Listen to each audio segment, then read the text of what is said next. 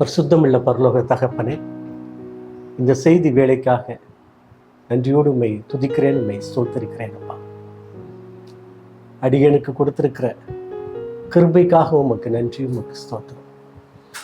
அடியனை பரிசுத்த ஆவியினாலே நிரப்புங்க. கேட்கின்ற பிள்ளைகள் ஒவ்வொருவருக்கும் ஆசீர்வாதமாக இருக்கும்படி உதவி செய்யுங்க. இயேசுவின் நாமத்தினாலே ஜெபிக்கிறேன், ஜீவனுள்ள பிதாவே, ஆமேன்.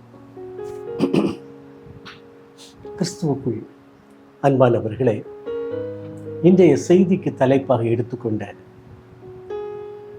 வார்த்தை உன்மேல் மனதுருகுகிற கர்த்தர். உன்மேல் மனதுருகுகிற கர்த்தர். ஏசாயா 54 அதிகாரம் 10 எப்படி சொல்லுகிறது பாருங்கள். மலைகள் விலகினாலும் பர்வதங்கள் நிலை பெயர்ந்தாலும்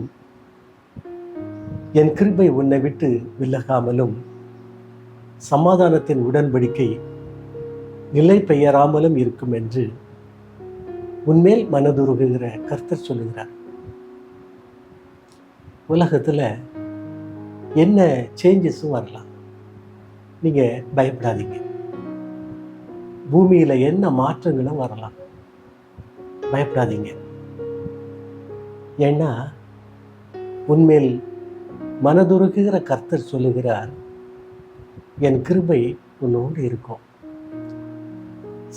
சமாதானத்தின் உடன்படிக்கை நிலை பெயராமலும் இருக்கும் என்று தேவன் சொல்லுகிறார்.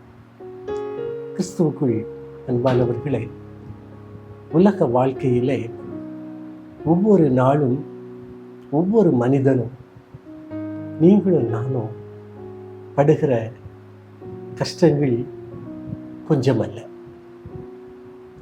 ஆனால் தேவனுடைய வசனம் என்ன சொல்லுகிறது என்றால், உன்மேல் மனதுருகுகிற கர்த்தர் உன்னோடு இருக்கிறார்.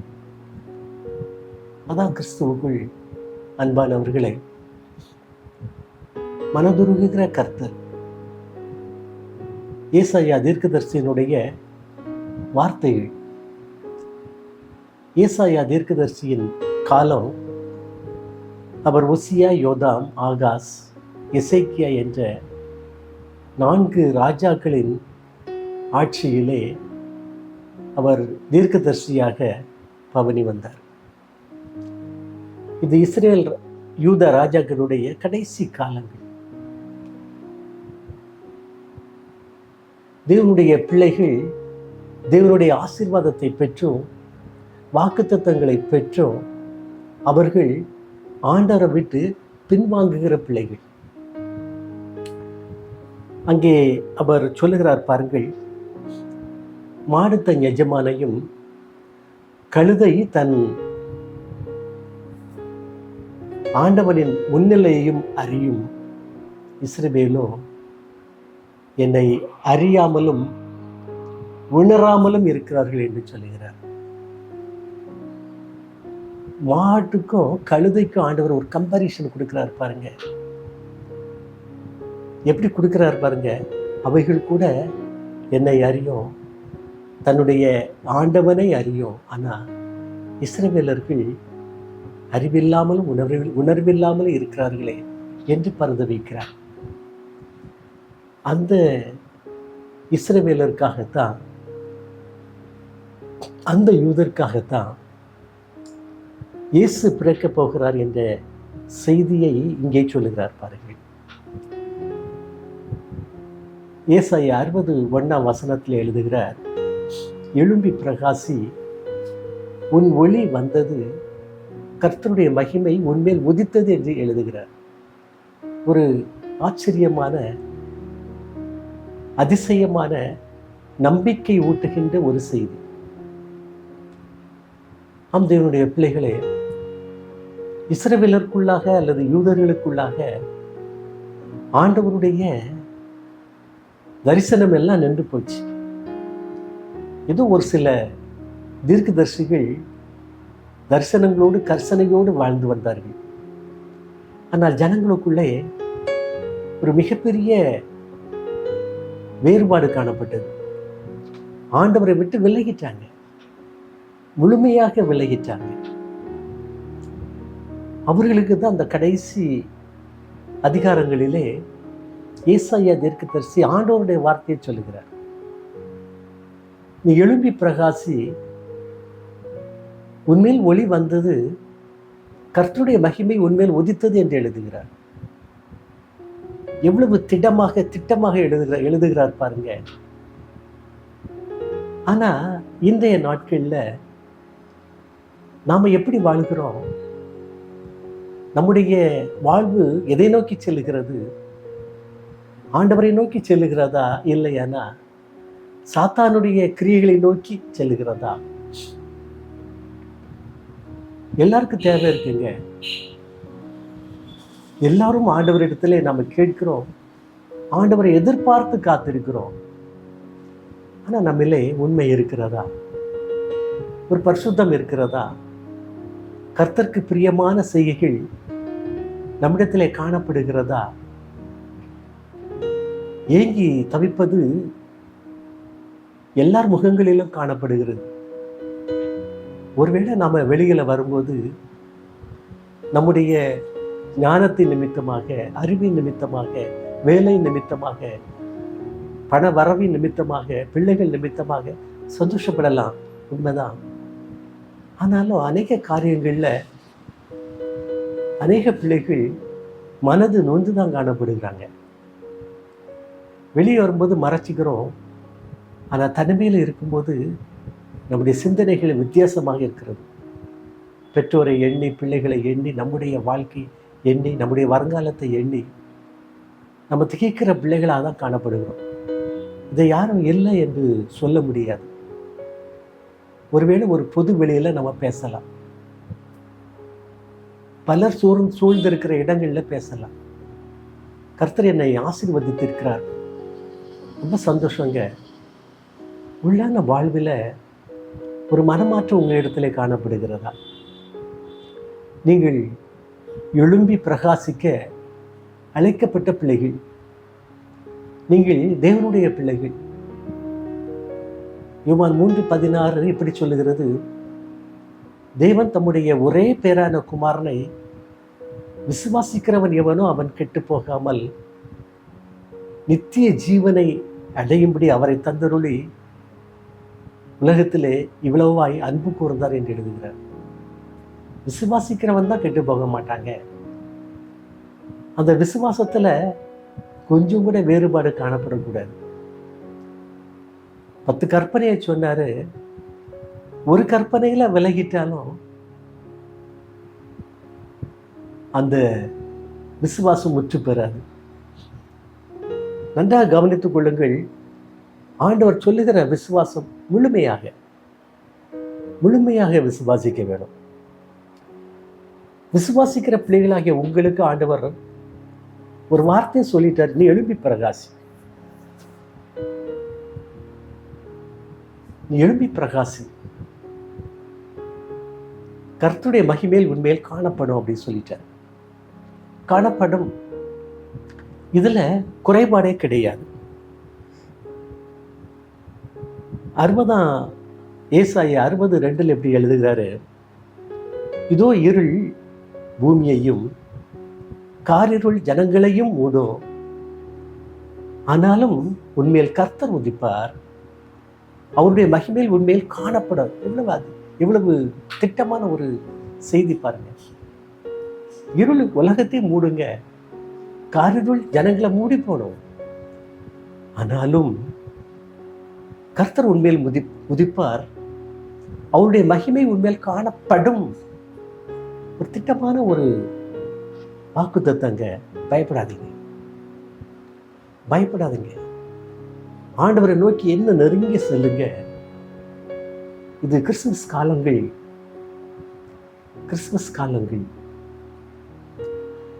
காலம். நமக்கு எவ்வளவு சந்தோஷமான ஒரு காலம் தெரியுமா? மத்தேயு 2ஆம் அதிகாரம் 1ஆம் வசனத்திலிருந்து நீங்க படி வாசி பார்த்தீங்கன்னா, ஏரோது ராஜாவுடைய நாட்கள்ல சாஸ்திரிகள், ஞானிகள் கிழக்கில் இருந்து வராங்க. ஞானிகளுடைய வேலை என்ன? மாற்றங்கள் என்ன வருது, உலக மாற்றங்கள் என்னென்ன காணப்படுது, இவைகளை கொண்டு நாம எந்தெந்த செய்தியை நம்ம சொல்லலாம், உலகத்துக்கு சொல்லலாம். அவருடைய தேடல்ல இயேசுனுடைய வருகையை பற்றியும் உள்ளத்துல, ஆழமான உள்ளத்துல ஒரு செய்தி சொல்லப்பட்டுட்டே இருக்கு. இவர் எப்போ வருவார், கிறிஸ்து எப்போ வருவார், உலக ரட்சகர் எப்பொழுது பிறப்பார் என்கிற செய்தியும் இருக்கு. இவர்கள் யூதர்களா என்று யோசித்தீர்களானால் இவர்கள் யூதர்கள் என்று சொல்லப்படலை. பல்வேறு மக்களாக காணப்படுகிறார்கள். 3 பேர் வராங்க. அவங்க தேடிட்டு இருக்கும்போது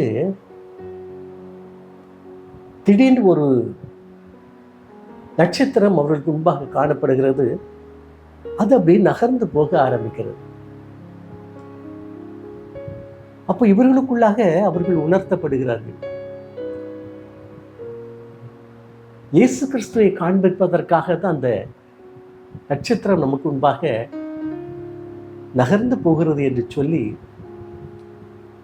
அந்த விண்மீனை தொடர்ந்து போய்கொண்டே இருக்கிறார்கள். அப்படி புறப்பட்டு வருகின்ற வேளையிலே எருசலேமுக்கு வருகிறார்கள். அவருடைய உள்ளத்துல ஒரு எண்ணம், எருசலேம்ல பிறப்பாரோ அப்படிங்கிற ஒரு எண்ணம். அங்க வந்து ஏரோது ராஜா கிட்ட போய் கேட்டாங்க, யூதருக்கு ராஜாவாக பிறந்திருக்கிறவர் பிறந்துட்டார், அவர் எங்க அப்படின்னு சொல்லி கேட்டாங்க. இவ்வளவு திட்டமான ஒரு செய்தி பார்த்தீங்களா? அவர்களுக்கு தான் செய்தி கொடுத்தாச்சே. நட்சத்திரம் வருத, புறப்பட்டு வருத, இப்படி தேடி வராங்க. தேவனுடைய பிள்ளைகளே, உலக வாழ்க்கையிலையும் நம்ம ஆண்டவரை தேடித்தான் அலைகிறோம். ஒவ்வொருவரும் தேடித்தான் அலைகிறோம். நீங்க யாரெல்லாம் ஆண்டவரை தேடுகிறார் அப்படின்னு நீங்க யோசித்தீங்கன்னா, அந்த பட்டியலில் விசுவாசி இருப்பாங்க, விசுவாசியாத பிள்ளைகளும் இருப்பாங்க, அவிசுவாசிகளும் இருப்பாங்க, இயேசுவை ஏற்றுக்கொண்டவர்கள் இருப்பாங்க, ஏற்றுக்கொள்ளாதவர்கள் இருப்பாங்க. எனக்கு உதவி செய்வது யார்? இயேசுவை ஏற்றுக்கொள்ளாதவருடைய வாழ்வில் வார்த்தை இப்படிதானே இருக்கும். எனக்கு உண்மையாக எனக்கு உதவி செய்பவர் யார்? உதவி செய்கிறவர் யார்? உதவி செய்ய போகிறவர் யார்? அப்படிங்கிற ஒரு பெரிய அங்கலாய்ப்பு இருக்கும். இன்றைய நாட்கள்ல அநேக பிள்ளைகள் இயேசுவை அறியாதிருந்து இயேசுவை ஏற்றுக்கொண்ட பிள்ளைகள் நிறைய பேர் வந்துகிட்டே இருக்காங்க. நமக்கு முக்கியமான ஒரு காரியம் என்னன்னா, இயேசுவை ஏற்றுக்கொண்டவர்கள், கிறிஸ்தவர்கள் எப்படி இருக்கீங்க? உங்களுக்குள்ளாக அந்த உண்மையான ஒரு மனமாற்றம் வந்துட்டா நீங்கள் புரிந்து கொள்ளுங்கள், நீ எழும்பி பிரகாசி. இன்றைய வார்த்தை அதுதான். இரட்சகராகிய இயேசு உலகத்தில் பிறந்துட்டாரு. அந்த செய்தியை தேடிதான் சாஸ்திரிகள், ஞானிகள் புறப்பட்டு வராங்க. எவ்வளவு சந்தோஷமா வந்தாங்க பார்த்தீங்களா? காடு மலைகளை தாண்டி வந்துகிட்டே இருக்காங்க. அந்த நட்சத்திரம் அவர்களுக்கு முன்பாக போய்கிட்டே இருக்கு. இயேசுவை கண்டுபிடிக்க முடியல. எருசலேமிலே தான் ஆண்டவர் இருப்பார் அப்படின்னு சொல்லி தேடி வராங்க. ஆனா எருசலேமிலே கிடைக்கல. ஏரோது ராஜாட்ட போய் நிற்காங்க. ஏரோது ராஜா உடனே என்ன செய்தான் தெரியுமா? பிரதான ஆசாரியர்கள், வேத பாரகர்கள் எல்லாத்தையும் கூப்பிட்டுட்டான். என்னப்பா, யூதருக்கு ராஜாவை தேடி ஒருத்தர் 3 பேர் வந்திருக்காங்கல்ல, அவரை பற்றி செய்தி எனக்கு சொல்லுங்க அப்படின்னு சொல்லி கேட்டான். ஏரோது ராஜாவும் அவனோடு இருந்த மூப்பர்களும் கலங்கினார்கள் என்று வேதம் சொல்லுகிறது. இந்த 3 சாஸ்திரிகளும் வந்து கேட்ட பிறகு அவங்க கலங்கிட்டாங்க. ஏன்னா இவங்க கேட்ட அந்த வார்த்தை வித்தியாசமான வார்த்தை. யூதருக்கு ராஜாவாக பிறந்திருக்கிறவர் என்று கேட்டாங்க. இயேசுவானவர் அப்படின்னு சொல்லி கேட்கல, யூதருக்கு ராஜாவாக பிறந்திருக்கிறவர் என்று கேட்டாங்க. ஆமாங்க, இயேசுனுடைய இந்த கடைசி 3.5 ஆண்டு காலங்கள் அவருக்கு கடுமையான காலங்களாக இருப்பதற்கு காரணம் அதுதான். யூதருக்கு ராஜாவாக அவர் பிறந்திருக்கிறார் என்பதுதான் அன்றைய அரசியலில் அவருக்கு கொடுக்கப்பட்ட வேதனையான சம்பவங்கள். அவர் நல்லவர் என்று அறிந்தும் அவரை சிலுவையில் அறைய ஒப்பு கொடுத்தார்கள். இந்த நல்லவர் சொல்லுகிறார், உன்மேல் இந்த நல்லவரை பற்றி வேதம் என்ன சொல்கிறது என்றால், உன்மேல் மனதுருகுகிற கர்த்தர், உன்மேல் மனதுருகுகிற கர்த்தர். அவர் தான் என்ன சொல்லுகிறார் அப்படின்னு சொன்னா, என் கிருபை உன்னை விட்டு விலகாதுங்க, உனக்கு நான் ஒரு கிருபை வச்சிருக்கிறேன். நீ என்றைக்கு பிறந்தையோ அன்றைக்கு உன்னோடு கூட நான் உனக்கு அனுமதித்திருக்கிற கிருபையும் கொடுத்திருக்கிறேன். உலகத்துல மனுஷன் ரொம்ப கஷ்டப்படுறான், சமாதானம் இல்லை. சமாதானத்தை கேளுங்க, அந்த சமாதானத்துக்கு ஒரு உடன்படிக்கையாவே சொல்லிட்டேன், அது நிலை பெயராது என்று சொல்லிட்டு அவர் சொல்றாரு பாருங்க, நான் உன்மேல் மனதுருகுகிற கர்த்தர், கவலையப்படாதீங்க. அர்த்தமுள்ள கிறிஸ்தவ வாழ்க்கை வாழ்ந்துட்டு இருக்கீங்களா? கவலைப்படாதீங்க, கேளுங்க, ஆண்டவர்கிட்ட கேளுங்க. சில காரியங்கள் நமக்கு கண்ணீரை வரவழைக்கும், சாப்பிட முடியாது. தாவீதின் குமாரனாகிய இயேசுவே அப்படி சொல்லிதான் கூப்பிட்டாங்க. அந்த அளவுக்கு சாதாரண ஒரு தாவீது ராஜா உயர்த்தப்பட்டிருந்தார். காரணம் என்ன தெரியுமா? அவரிடத்துல காணப்பட்ட அந்த விசுவாசம், அந்த நம்பிக்கை, தேவன்பால் கொண்டிருந்த அந்த அன்பு, தேவ ஆவியினாலே அபிஷேகம் பண்ணப்பட்ட போது அதில் இருந்த நிறைவு, மனதுருக்கம். தேவன் எப்படி தாவீதின் மீது அன்பு கூர்ந்தாரோ அதே போல தாவீது தேவன் பல அன்பு கூர்ந்திருந்தார். ஒருக்க பாவம் செய்தார், மாட்டிக்கிட்டாரு. இந்த திரும்ப அந்த பாவத்தை அவருடைய வாழ்க்கையில செய்யல. இதுதான் நமக்கு தாவீதிடமிருந்து பெற வேண்டிய ஒரு அடையாளம். இதுதான். பாவம் எல்லா மனிதனும் செய்யக்கூடாதுதான். ஆனா தேவனால் சுட்டி காட்டப்படும் போது, தேவ மனிதர்களால் சுட்டி காட்டப்படும் போது, செய்தியிலே அந்த வார்த்தைகள் கொடுக்கப்படும் போது ஒரு மனமாற்றத்தை பற்றி திரும்ப அந்த பாவத்தை செய்யக்கூடாது என்பதை மனதில் பதித்துக் கொள்ளுங்கள். அதுதான் கிறிஸ்தவர்கள் என்பதற்கு அடையாளம். நான் ஒரு கிறிஸ்தவன் என்று சொன்னால் கிறிஸ்தவை உடையவன் தான் நான். அப்படித்தானே உலகமே. கிறிஸ்தவரிடத்திலே அந்த அடையாளம் இருக்கிறதா? நிறைய காலங்களை நம்ம பார்த்தோமா? அநேகர் 5 பேர் 10 பேர் கூடுறாங்க, ஆனா அவருடைய வார்த்தைகள் வித்தியாசமா இருக்கு. ஒரு கிறிஸ்தவருக்குரிய வார்த்தைகள் அவருடைய வாயில வரமாட்டேங்குது.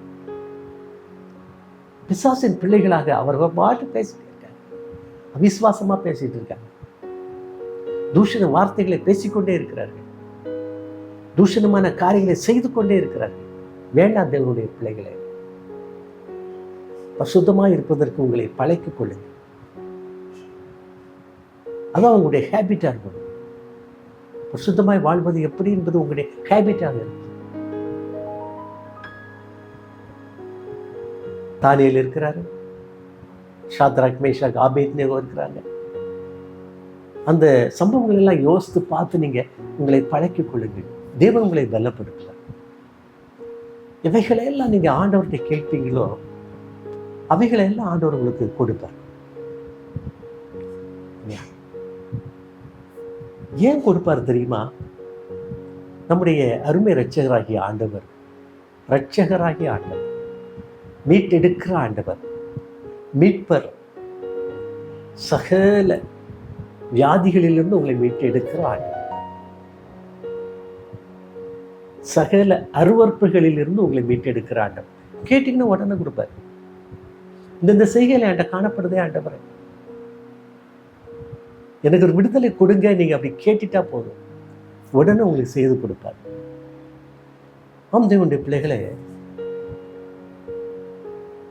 சகல துன்பங்களில் இருந்தும், துக்கங்களில் இருந்தும், பலவீனங்களில் இருந்தும், வேதனைகளில் இருந்தும் உங்களை விடுவிக்கிற ஆண்டவர். இன்று கர்த்தராகிய கிறிஸ்தின் இரட்சகர் உங்களுக்காக தாவீதின் ஊரிலே பிறந்திருக்கிறார் அப்படி சொன்ன அதுக்கு அர்த்தம் என்னது? உங்களை மீட்பருங்க, உங்களுக்கு ஒளியை கொடுக்கிற ஆண்டவர். நான் இருளிலே இருக்கிறேனே, என்ற வாழ்வை இருளிலே இருக்கிறதே அப்படின்னு சொல்லி அநேகர் சொல்லிட்டே இருக்கிறோம். நம்ம இல்லை இல்லை இல்லை, நான் ஒளியின் தேவனிடத்துல இருக்கிறேன், நான் ஒளியின் தேவனிடத்துல இருக்கிறேன் அப்படிங்கிற வார்த்தை நீங்க மாறி மாறி சொல்லிட்டே இருங்க. இல்லையா? சாத்தானே உங்களுக்கு கொஞ்சம் பயந்து வெளியே போயிடும். நான் ஒளியின் தேவனோடு கூட இருக்கிறேன். இருக்கிற இடம் இருளாக இருந்தாலும் என்னோடு கூட ஆண்டவர் இருக்கிறார். அவர் ஒளியின் தேவனாக இருக்கிறார். அதற்காக தான் ஏசாயா அருமையான ஒரு அழைப்பு கொடுத்தாரு. நீ எழும்பி பிரகாசி, எழும்பி நான் இருள இருக்கேன் அப்படின்னு சொல்லாத. உன்னுடைய வாயில அர்த்தமுள்ள வார்த்தைகள் வரட்டும், விசுவாசமான வார்த்தைகள் வரட்டும். எழும்பி பிரகாசி. அப்போ இருள நான் இருக்கிறேன் அப்படி சொல்ற நீங்க கிறிஸ்துவனுடைய பலத்தோடு கூட எழுந்து நீங்கள் பிரகாசிக்க, கிறிஸ்துவுக்காய் நீங்கள் பிரகாசிக்க வேண்டும். கிறிஸ்துவுக்காய் நீங்கள் எப்பொழுதெல்லாம் பிரகாசிக்கின்றீர்களோ அப்பொழுதெல்லாம் உங்களுடைய வாழ்வில் ஒரு பிரகாசம். ஏனென்றால் கிறிஸ்துவுக்காக நீங்கள் பிரகாசிக்கும் போது, தேவனுக்காக, ஒளியின் தேவனுக்காக நீங்கள் வேலைகளை செய்யும் போது உங்களை சுற்றிலும் ஒளி பிரகாசமா இருக்குங்க. ஒளி பிரகாசமா இருக்கும். கவலைப்படாதீங்க, கர்த்தர் உங்களோடு கூட இருப்பார். எல்லா காரியங்களும் இருப்பாங்க. உங்களை கைவிடவே மாட்டார். ஒரு முறை பல ராஜாக்கள் அப்படி யுத்தத்துக்கு போயிட்டு வரும்போது லோத்தை கண்டார்கள், அவனுடைய செல்வத்தை கண்டார்கள். அவனுடைய செல்வங்களை எல்லாம் அபகரித்து கொண்டார். லோத்தையும் பிடிச்சிட்டு போயிட்டாங்க. சாதாரண ஒரு ஆபிரகாமுக்கு இந்த செய்தி அறிவிக்கப்பட்டது. அவர் தன்னோடு தன் கையில் இருந்த ஊழியர்களை கூட்டிக் கொண்டு பின்தொடர்ந்து போய் அந்த ராஜாக்களை எல்லாம் வென்று லோத்துக்குரிய எல்லாத்தையும் என்ன செய்துட்டாரு? திருப்பி கொடுத்தாரு என்று எதை சொல்லி. அப்போ எழுப்பி பிரகாசிக்க வேண்டியது யாருன்னா நாம. என்னையால முடியாது, என்னையால முடியாது அப்படிலாம் சொல்லாதீங்க. சுகவீனம் குடும்பத்தை தாங்குதான், ஆண்டவரோடு கூட போராடி ஜெபிங்க. ஜெபிக்கிற நீங்கள் ஆண்டவருக்காக என்ன செய்ய போறீங்க? என்னுடைய ஆண்டவருக்காக நான் என்ன செய்யணும் அப்படி சொல்லி ஆண்டவர்கிட்ட கேளுங்க. என்ன சந்தோஷப்படுவார் தெரியுமா? சுகவீனத்தை பற்றி நீங்க கண்டுக்காதீங்க. அவர் தானே உங்களுக்கு விடுதலை கொடுப்பாரு. அவர் தான் உங்களுக்கு விடுதலை கொடுக்கிறவர். அவருக்காக அவருடைய காரியங்களை நீங்கள் செய்யும் போது தேவன் உங்களுக்கு விடுதலை கொடுத்துட்டே இருப்பார். முதலாவது நீங்கள் தேவனுடைய ராஜ்யத்தையும் அவருடைய நீதியை தேடுங்கள். அப்பொழுது இவைகள் எல்லாம் உங்களுக்கு கூட கொடுக்கும். விசுவாசிங்க, ஆண்டவரை விசுவாசிங்க. ஆண்டவரை நீங்க கைவிட்டு விடாதீங்க. தேவனுடைய பிள்ளைகளை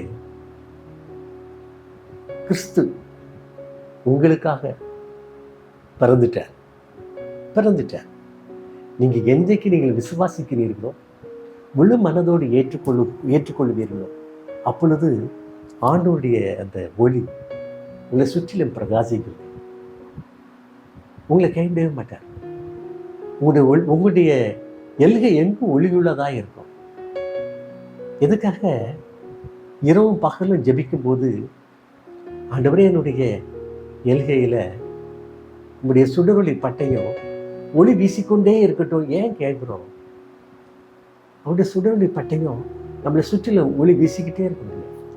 சாத்தா நம்மகிட்ட வர முடியாது. சாத்தா நம்ம சோதிக்க முடியாது. சாத்தா நமக்கு எந்த வியாதியையும் கொடுக்க முடியாது, எந்த பலவீனங்களையும் கொடுக்க முடியாது, எந்த தடைகளையும் ஏற்படுத்த முடியாது. ஏன்? ஒளிவின் தேவன் உங்களுக்காக உங்களை பாதுகாத்து கொண்டு இருக்கிறார். ஆம் தேவனுடைய பிள்ளைகளே, உண்மையான செய்தி எப்பொழுதும் குருடர்களுக்கு மறைக்கப்பட்டு தான் இருக்கு. குருடர்னா யாரு? உடல் ரீதியான குருடர் அல்ல, மன ரீதியான குருடர். விசுவாசம். விசுவாசம். உண்மை என்ன தெரியுமா? கர்த்தர் உங்கள் மேல் மனதுருகுவார்.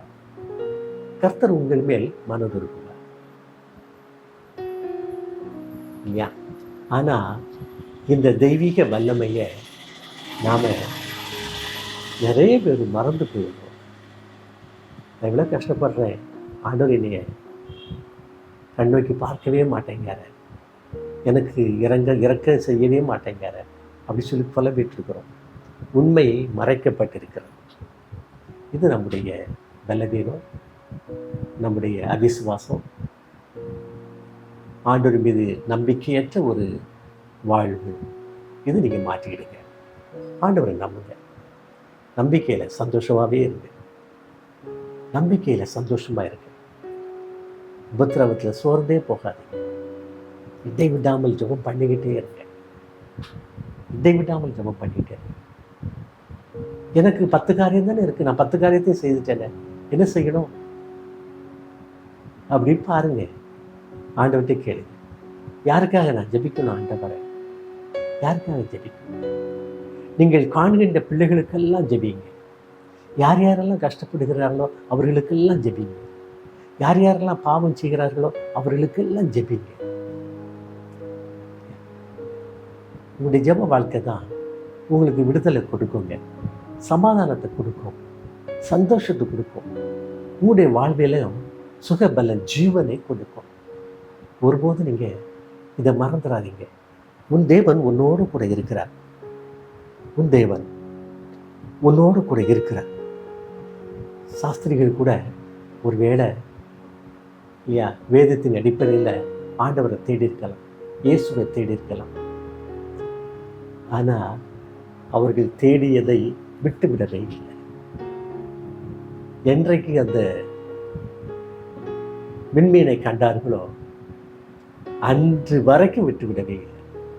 அதை கண்ட பிறகு ராஜாட்ட போய் கேட்டாங்க. பின்தொடர்ந்து போய்கிட்டே இருந்தாங்க. ஒவ்வொரு நிகழ்விலும் ஆண்டவரை பின்தொடர்ந்து போய்கிட்டே இருந்தாங்க. ஆமா, இப்ரேயர்ல கூட அப்படிதான் சொல்லியிருக்கிறார். எல்லா பாவத்தையும் எல்லாவற்றையும் உதறிவிட்டு விசுவாசத்தை துவக்குகிறவரும்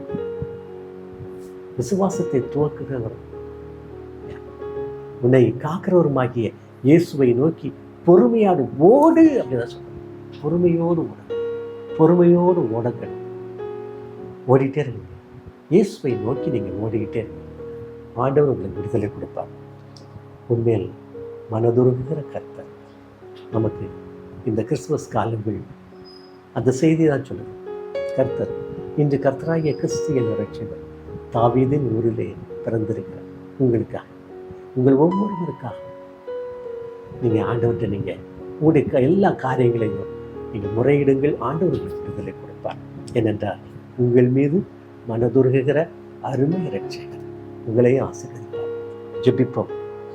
கிருபை நிறைந்த ஆண்டவர், இந்த செய்திக்காக உண்மை நன்றியோடு துதிக்கிறேன், உண்மை ஸ்தோத்திரிக்கிறேன். அப்பா, கேட்ட சத்தியத்தை கேட்ட ஒவ்வொரு பிள்ளைகளையும் பலப்படுத்துங்க. உங்கள் குடும்பத்தை ஆசீர்வதிங்கப்பா. சுகவீனங்கள் பலவீனங்கள் மாற்றி போடுங்க. இயலாமைகளை எடுத்து கொடுங்கப்பா. ஆசீர்வதி. எல்லா காரியத்திலையும் ஆசீர்வதிங்க. நல்ல வேலை, நல்ல திருமணம், நல்ல குழந்தை பாக்கியம், சுகபலன் ஜீவன் எல்லாம் கொடுத்து ஒவ்வொருவரையும் ஆசீர்வதிங்க. அக்கினி மதிலாக இருந்து பாதுகாத்து கொடுங்க. அருமையான மகிமை டிவிக்காக நடத்துகின்ற மகனுக்காக, அவருடைய குடும்பத்திற்காக, தகப்பனுக்காக, அருமையான ஸ்டாஃபுக்காக உண்மை நன்றியோடு துதிக்கிறேன். ஆசீர்வதி. இயேசுவின் நாமத்தினாலே ஜெபிக்கிறேன் ஜீவனுள்ள பிதாவே. ஆமென்.